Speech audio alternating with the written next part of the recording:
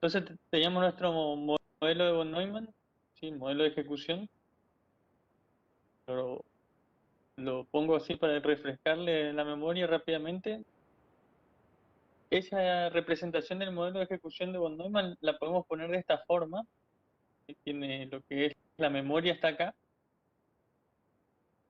la unidad de procesamiento, la ALU, los registros que estaban conectados a la ALU, lo presentamos en la clase anterior, y básicamente lo que es la unidad de control está compuesta por este bloque que dice decodificador de instrucciones y otros componentes de la unidad de control, y el contador de programa. Y básicamente todo lo que está marcado en rojo, ¿sí? Con una línea de puntos rojos, es lo que se denomina el camino de los datos, o en inglés data path, que básicamente nos va a permitir ejecutar cada una de las instrucciones que tiene el procesador.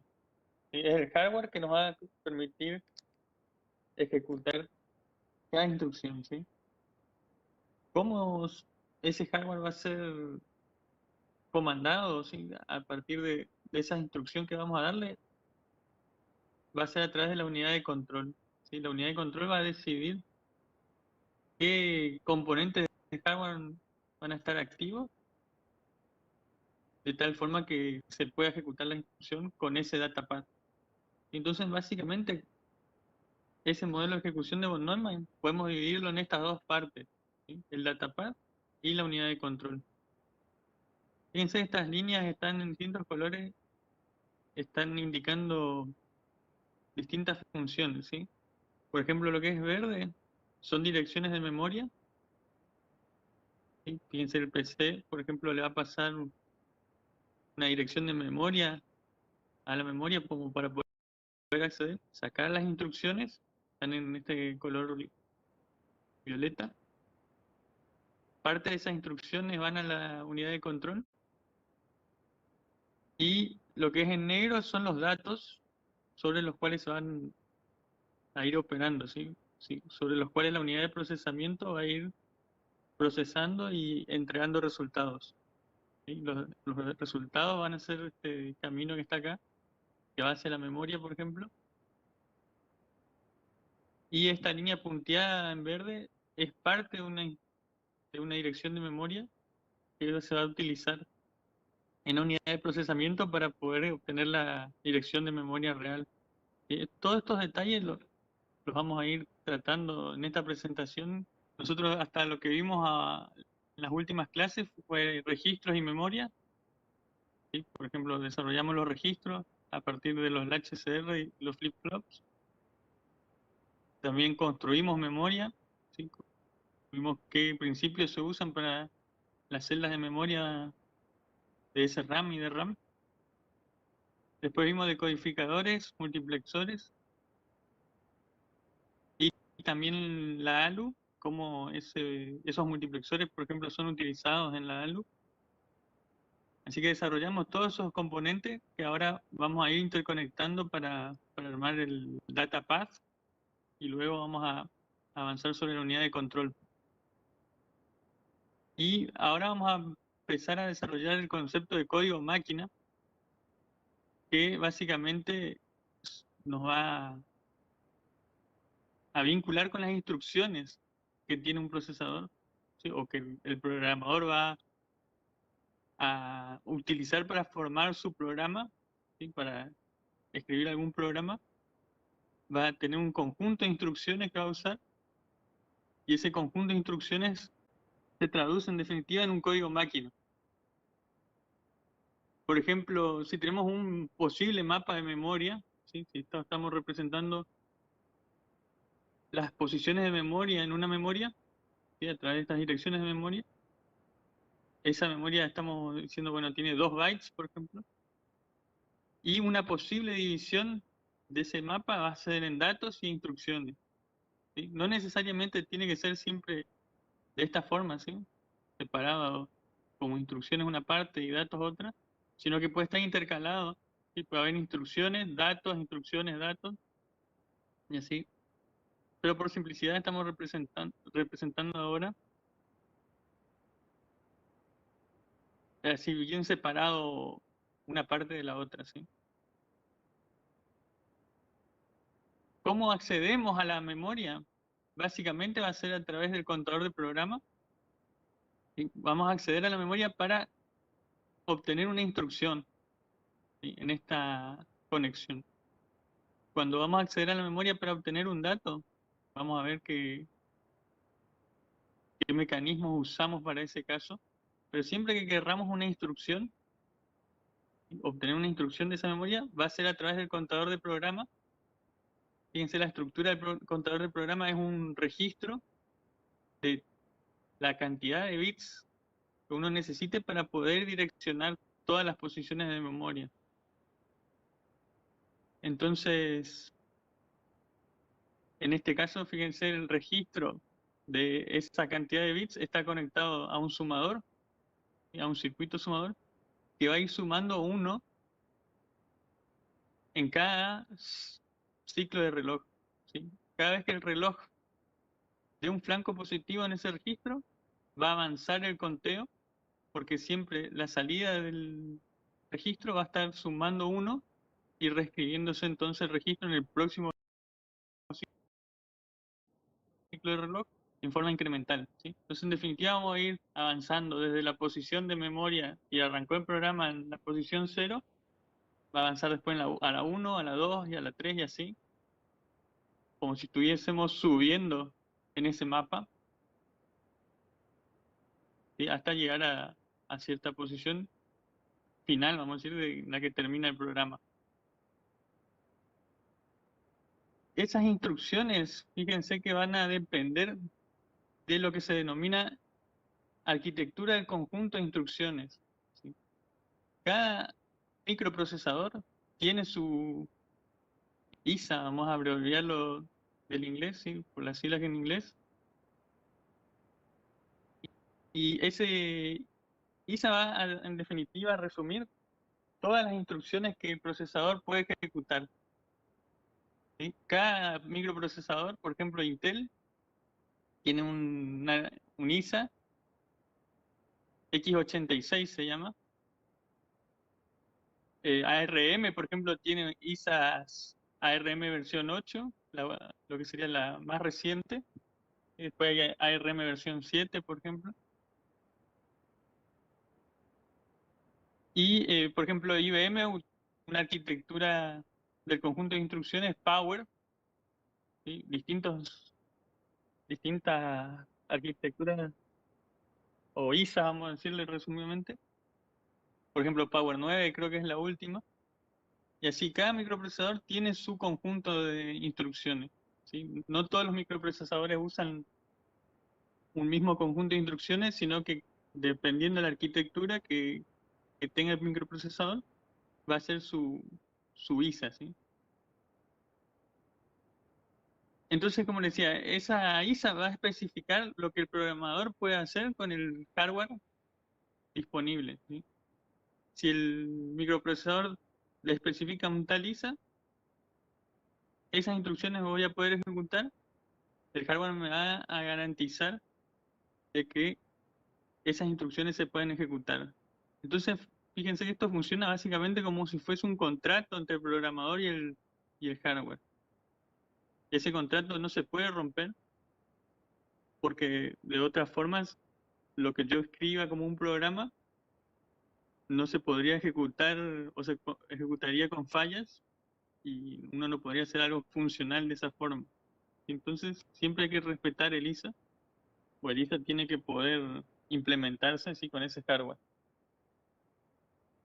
Nosotros vamos a usar un ISA en particular para estudiar, ¿sí? Cada ISA tiene sus diferencias y sus idiosincrasias, entonces uno no puede estudiarse todos, o en la vida quizás uno no logre estudiar todos, porque siempre van a estar trabajando en alguna aplicación en particular o con algunos procesadores, pero si ustedes aprenden una ISA, luego se pueden aprender los otros porque hay distintas características que son compartidas y uno puede extrapolar si lo que sabe de uno, aplicarlo para entender a los otros o a las otras arquitecturas de conjunto de instrucciones.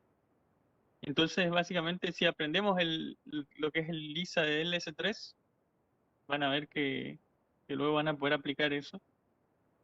Y lo bueno de usar el LISA del LS3 o el LC3 viene de Little Computer, y 3 porque es el tercer ISA que se hizo luego de avanzar sobre otros dos. Y básicamente se diseñó ese ISA para estudiar y enseñar el funcionamiento de computadoras. Y está en el libro de Yelpad y Sanjay Patel. Y bueno, lo bueno que tiene es que es bastante limitado en cuanto a cantidad de instrucciones, pero es suficiente, ¿sí? Con esa cantidad de instrucciones uno podría hacer cualquier programa. Básicamente una instrucción una puede separarla en lo que es el opcode de la instrucción, o operation code, que es lo que va a establecer qué hace la instrucción, ¿sí? ¿Qué operación va a hacer esa instrucción? Y la otra parte son los operandos, ¿sí? Que es sobre qué se procesa o qué va a procesar la instrucción. ¿Sí? Los datos o, o si es una dirección de memoria, ¿sí? Van a estar todos especificados en los operandos.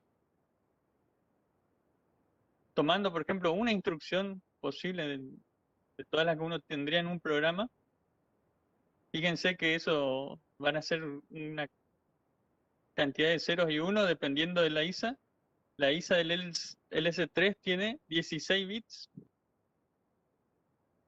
y básicamente este es un ejemplo de una instrucción de suma, por eso dice acá add en inglés es suma. Tiene la parte del opcode, ¿sí? El opcode, por ejemplo, 0001 correspondería a sumar, ¿sí? Y distintas instrucciones van a tener distintos opcodes. Estos campos que están acá, esto se llama campos de instrucción, o sea, la separación que hay dentro de la instrucción tiene distintos campos. Cada campo va a establecer cierta información sobre esa instrucción. Por ejemplo, este campo de acá está diciendo que es el registro 2. ¿Qué es el registro 2? Después vamos a ver qué función cumple dentro de esa instrucción. Pero esto estaría diciendo registro 2. Esto estaría diciendo registro 0. Acá hay otros campos que por ahora no sabemos qué hacen. Y esto estaría diciendo registro 1. ¿Sí? Y básicamente esta instrucción lo que va a hacer sumar R0 y R1 y poner el resultado en R2. Por lo tanto, R2 es el registro destino y los otros dos se llaman registros fuentes. ¿Cómo se ve esto? Por ejemplo, en forma genérica, en esa misma instrucción, como les decía, el opcode, estos tres campos son el registro destino, estos tres son el registro fuente 1, ¿sí? Por esto es source register 1, y este sería el source register 2, segundo registro fuente. Yo quiero que vayamos viendo cuáles son las características de la ISA del LS3.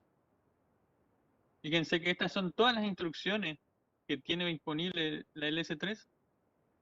Fíjense que hay 16 opcodes posibles, 15 son utilizados y uno queda reservado, que es este último que está acá. Si no se utiliza ese último opcode. ¿Por qué son 16? Porque básicamente uno usa 4 bits en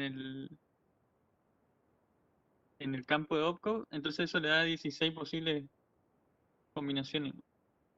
Pero básicamente de esos 16 opcodes, 3 son instrucciones de procesamiento, ¿sí? Los tipos de instrucciones que uno puede tener básicamente son procesamiento, memoria y control de flujo de programa. Y dentro de esas 3 categorías yo puedo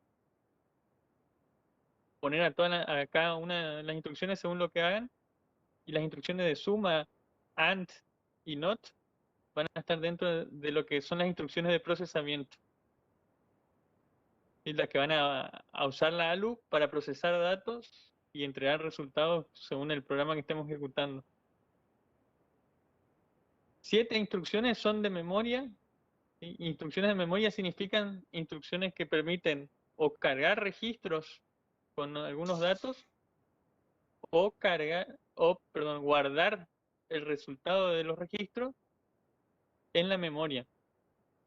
Yo puedo o tomar datos de la memoria y ponerlos en los registros, o tomar datos de los registros y ponerlos en la memoria.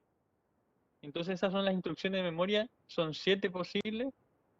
Después vamos a ver en detalle de qué tratan, pero fíjense que las que son de cargar datos en registros empiezan con L, porque serían load, ¿sí? LD, LDI, LDR, LEA. Y las que guardan empiezan con S, que viene de store, y de guardar, ST, STI, STR. Y 7 son instrucciones de control de flujo de programa. ¿Qué significan esto? ¿O qué hace una instrucción de control de flujo? Es básicamente lo que permite implementar un ciclo while, o un ciclo do while, o un ciclo for.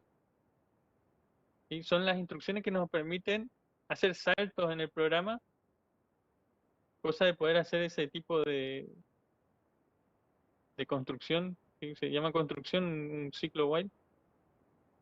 Es una construcción básica, vamos a decir.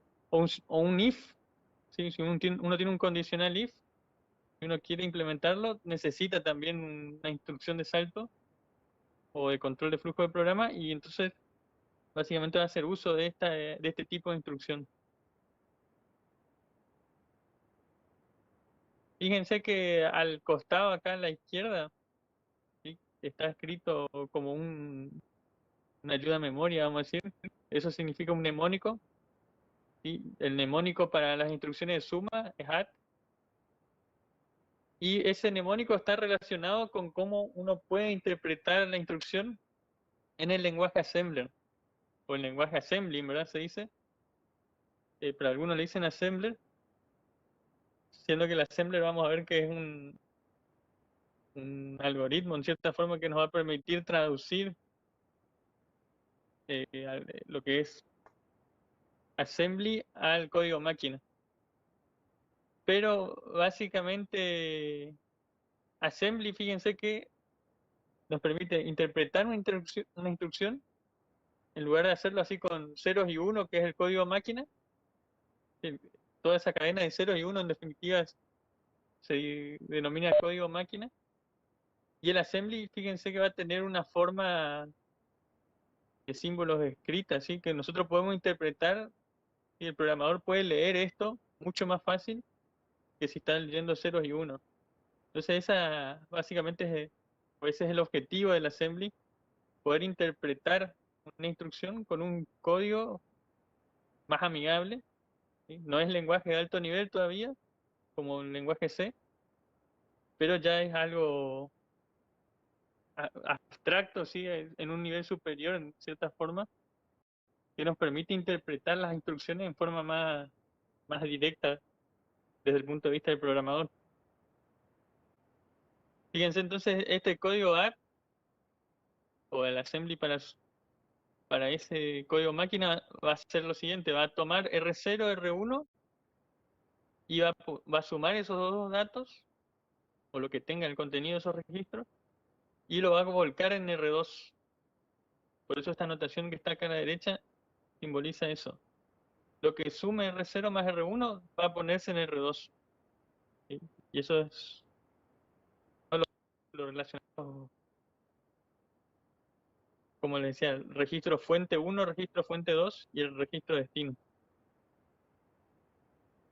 Fíjense, por ejemplo, un programa hecho en Assembler se vería de esta forma, que está acá en negro, y su contraparte en lenguaje C está acá en violeta, y su implementación en código máquina está acá en rojo. Y entonces, por ejemplo, esto hace una multiplicación entre dos números. ¿Sí? Acá va a ser 5 y 12. Y va a ser una multiplicación entre 5 y 12. Y va a poner el resultado en un registro. Vamos a analizar cómo sería esto.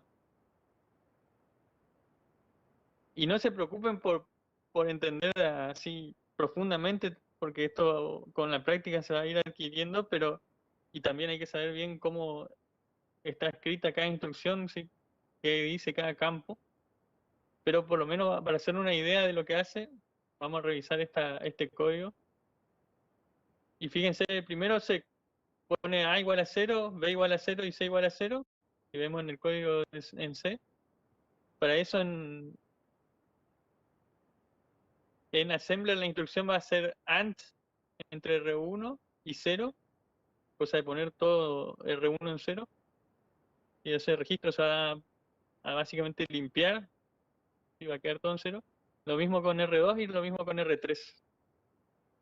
Luego, para cargar el valor de 5 en R1, vamos a usar una instrucción add, porque add, dependiendo del modo de direccionamiento, va a permitir directamente poner 5 en el registro, ¿sí? Sin ir a buscarlo a un dato en memoria, sino que uno de forma inmediata le pasa el valor dentro de la misma instrucción, ¿sí? Porque usa un modo de direccionamiento inmediato y permite hacer eso. Ahora después vamos a ver bien el campo, pero es esta instrucción que está acá, la segunda. En esos 5 bits, que dice imp 5, se estaría pasando el dato.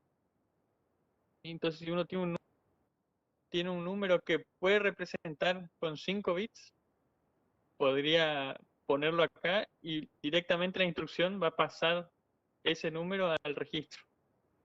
Y por eso hace 0 más 5, me da 5 y eso va a quedar en R1. Lo mismo uso para cargar 2 en R2. Hago B más B más 12, B igual a B más 12, entonces me carga 12. Y luego paso por un while que va a testear si A es distinto de 0. Y esto en código máquina, fíjense que va a ser lo siguiente. Dentro de ese while voy a estar sumando C más B. C es donde se va a ir depositando el resultado de la multiplicación. Este código va a ser la multiplicación de 5 con 12, ¿sí? Porque va a pasar en este while 5 veces sumando 12 más 12 más 12 más 12. Entonces cuando termina de hacer esas 5 veces, uno tendría el resultado de 5 por 12. ¿Sí? Una multiplicación secuencial en definitiva. Entonces, dentro de la variable A, yo voy a usarla para ir contando así en forma decremental hasta llegar a 0. Una vez que llega a 0 se termina.